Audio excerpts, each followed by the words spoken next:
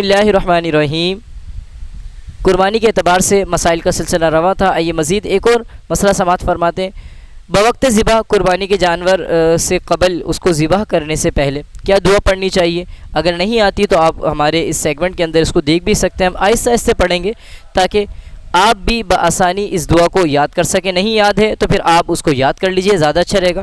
جب بھی قربانی کا جانور ذبح کرنے سے قبل یہ دعا پڑھ لیں: انی وجہت وجہی للذی فطر السماوات والارض حنیفا وما انا من المشرکین ان صلاتی ونسکی ومحیای ومماتی للہ رب العالمین لا شریک لہ وبذالک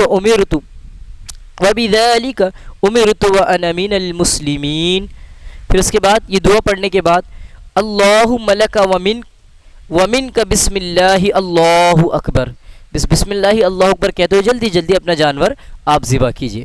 پھر جب جانور ذبح ہو جائے اس کے بعد یہ دعا پڑھیے: بسم اللہ الرحمن الرحیم اللہم تقبل منی کما تقبلت من خلیلک ابراہیم علیہ الصلاۃ والسلام وحبیبک محمد صلی اللہ تعالی علیہ وسلم۔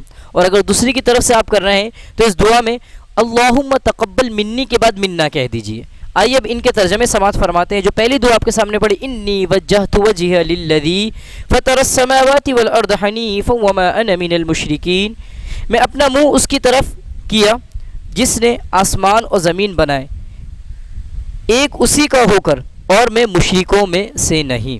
اور دوسری دعا: ان صلاتی ونسکی ومحیای ومماتی للہ رب العالمین، بے شک میری نماز، میری قربانیاں، میری زندگی اور میری موت اللہ ہی کے لیے ہے جو تمام جہانوں کا رب ہے۔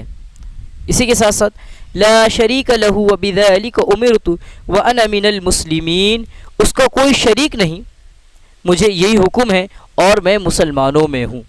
اس کے ساتھ ساتھ جب ذبح کریں گے تو جو دعا ہم نے آپ کے سامنے پڑھی، تلاوت کی: اللہم لک ومنک بسم اللہ اللہ اکبر، کیا تیرے ہی لیے ہے اور تیری دی ہوئی توفیق سے، اللہ کے نام سے شروع، اللہ سب سے بڑا ہے۔ اسی کے ساتھ ساتھ پھر آگے جب جانور ذبح کر چکے ہیں جو دعا پڑھی آپ کے سامنے: اللہم تقبل منی کما تقبلت من خلیلک ابراہیم علیہ الصلاۃ والسلام۔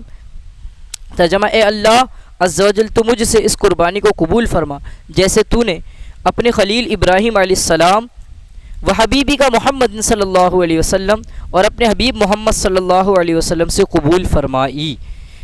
یہ دعا آپ نے اس طرح تلاوت فرمانی ہے۔ بس اس بات کو ذہن نشین رکھ لیجئے کہ جو نا اچھے طریقے سے رضا الہی کے لیے قربانی کرنی ہے۔ اللہ تبارک و تعالی ہماری قربانیوں کو اپنی بارگاہ میں قبول فرمائے، آمین۔